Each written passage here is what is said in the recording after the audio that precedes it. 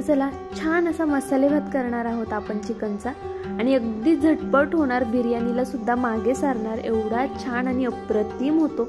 एकदा तरी नक्की केलाच पाहिजे, जर एकदा केला ना तर परत परत तुम्ही करणार याची मी तुम्हाला खात्री देते। तर चला जास्त वेळ न घालवता रेसिपीकडे वळूया। कुकर ठेवलाय, कुकरमध्ये 3 मोठे चमचे तेल टाकून घेतले आणि त्यामध्ये आता तमालपत्र टाकायचे। त्यानंतर मी इथे दालचिनी, लवंग आणि मिरे घालणार आहे। तुमच्याकडे जे खडे मसाले असतील ते तुम्ही घालू शकता, म्हणजे दगडी फूल वगैरे, चक्री फूल अजून काही असेल तर नक्कीच घाला। काळी वेलची असेल तर ती सुद्धा घाला, माझी संपली होती म्हणून मी नाही घातली आहे। तर चला आता मग 2 मोठे कांदे मी चिरून घेतले ते घालणार आहे मी यामध्ये, आणि व्यवस्थित छान मिक्स करून घ्यायचे आपल्याला। आणि कांदा गोल्डन सोनेरी रंग येईपर्यंत परतून घ्यायचा आहे छान। कांदा जोपर्यंत आपला परतला जातोय तोपर्यंत व्हिडिओला लाईक नक्की करा, आणि नवीन असाल तर प्लीज एक सबस्क्राईब सुद्धा करा। नवीन यूट्यूबरसाठी तुमचं एक सबस्क्राईब खूप जास्त मोलाचं असतं। तर कांदा आपला इथं व्यवस्थित परतून होत आलेला आहे, त्याला बिर्याणीचा फील आला पाहिजे म्हणून कांदा थोडा जास्त घालायचा आहे आणि छान परतून घ्यायचा आहे। तर इथे मी आता अद्रक लसणाची पेस्ट ऑलरेडी करून ठेवते मी, त्यामुळे मग मी तीच घेतली आहे। तर तुम्ही जर केलेली नसेल तर करते वेळी त्यामध्ये एक हिरवी मिरची घातली तरी चालेल, त्याने अजून छान टेस्ट येते, पण मी ऑलरेडी करून ठेवली होती त्यामुळे मग मी हिरवी मिरची नाही वापरली आहे। आणि ते मी एक मोठा टोमॅटो चिरून घेतलेला आहे, तो घालणार आहे आणि हे सगळं व्यवस्थित छान मिक्स करून घ्यायचं आहे आपल्याला। खूप छान होतो हा भात आणि मुलांना सुद्धा आवडतो आणि मोठ्यांना सुद्धा आवडतो। तर मी हा 3 ते 4 माणसांपुरता म्हणजे एवढा दाखवते तुम्हाला। आता मी अर्धा किलोचा भात करते थोडक्यात। तर इथे मी बिर्याणी मसाला घातला आहे आधी, त्यानंतर धना पावडर घातला आहे। बिर्याणी मसाला 2 मोठे चमचे घ्यायचे ते, आणि धना पावडर 1 चमचा घातली आहे। हळद तुम्हाला जसं आवडेल तसं घाला, मी अर्धा चमचा हळद घातलेली आहे। त्यानंतर बेडगी मिरची पावडर घालणार आहे मी। बेडगी मिरची पावडर थोडी जास्तच घालायची, तर मी 2 चमचे बेडगी मिरची पावडर घातली आहे, त्यामुळे भाताला कलर खूप छान येतो। आणि थोडंसं लाल तिखट घातलं आहे। तर चला आता हे सगळं व्यवस्थित छान मिक्स करून घेऊया। लाल तिखट जास्त नाही वापरत मी, कारण की आपण जो बिर्याणी मसाला वापरतो त्याला थोडा झणझणीतपणा असतो आणि माझी मुलं लहान आहेत तर ती जास्त तिखट खात नाहीत, त्यामुळे मग थोडं कमी प्रमाण ठेवलं आहे मी लाल तिखटचं। तुम्हाला हवं तर तुम्ही जास्त घालू शकता। आणि कोथिंबीर घालायची आपल्याला यावेळी थोडी, त्याने खूप छान असा फ्लेवर येतो भाताचा आपल्या। आणि ते मी अर्धा किलो चिकन स्वच्छ धुवून घेतलेले आहे, अर्धा किलो चिकन वापरले मी, कारण की आपण अर्धा किलोची बिर्याणी करतोय, तर ते घालून घेऊया। आणि शक्यतो हडकाचे पीस घ्यायचे, ज्यावेळेस आपण जातो ना त्यावेळेस त्यांच्याकडनं छान पीस घ्यायचे। ते रबर टाईप असतात ते शक्यतो नाही घ्यायचे, त्यामुळे काय होतं चवीमध्ये फरक पडतो बिर्याणीच्या सुद्धा।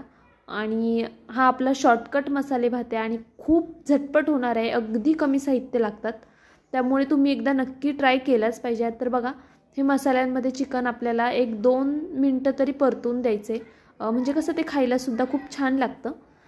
तर आता मी इथे अर्धा किलो तांदूळ घेतला आहे, अर्धा किलो चिकनसाठी अर्धा किलो तांदूळ घेतला आहे, कोलम आहे हा, तुमच्याकडे जो असेल तो तुम्ही घेऊ शकता। तर आता तांदूळ व्यवस्थित छान स्वच्छ धुवून घेतला आहे, त्यातलं पाणी निथळून घेतलं आहे आणि त्यानंतर हा आपल्याला कुकरमध्ये घालून घ्यायचा आहे। तर आता हे कुकरमध्ये घातल्यानंतर छान परत मिक्स करायचं आहे आणि तांदूळसुद्धा आपल्याला 1 ते 2 मिनटं छान परतून घ्यायचं आहे त्या मसाल्यांसोबत। लगेच त्यामध्ये पाणी घालायची घाई करू नका, आणि पाणी वापरताना कधीही गरमच वापरायचं आहे आपल्याला भातामध्ये।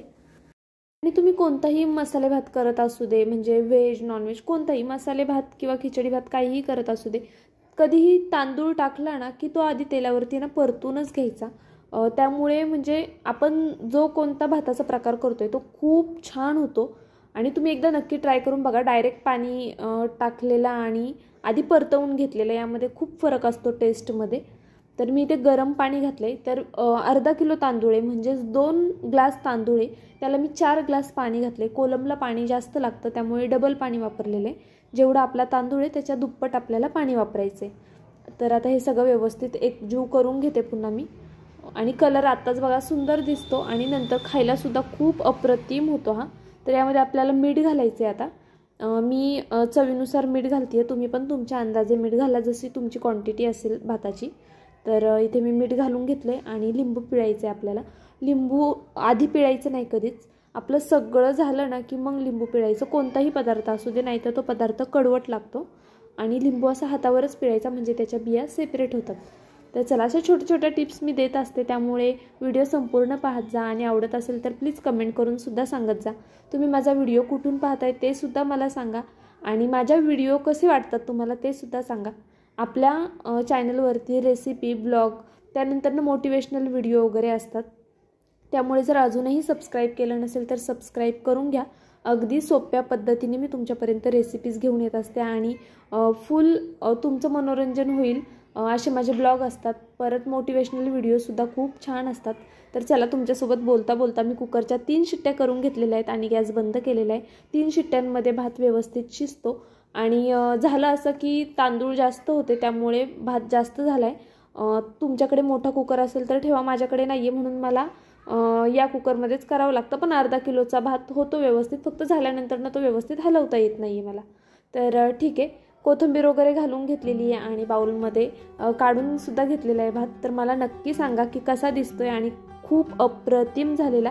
तुमच्याकडे दही आणि पुदिना असेल तर तुम्ही घालू शकता, पण मला साध्या सोप्या पद्धतीने दाखवायचा होता म्हणून मी असा केलेला आहे. तर असो, पुन्हा एक छानसा व्हिडिओ किंवा रेसिपी किंवा इन्फॉर्मेटिव्ह व्हिडिओ, ब्लॉग घेऊन मी पुन्हा हजर राहीन. तोपर्यंत बाय. रेसिपी कशी वाटली हे कमेंट करून सांगायला विसरू नका. Thank you so much for watching.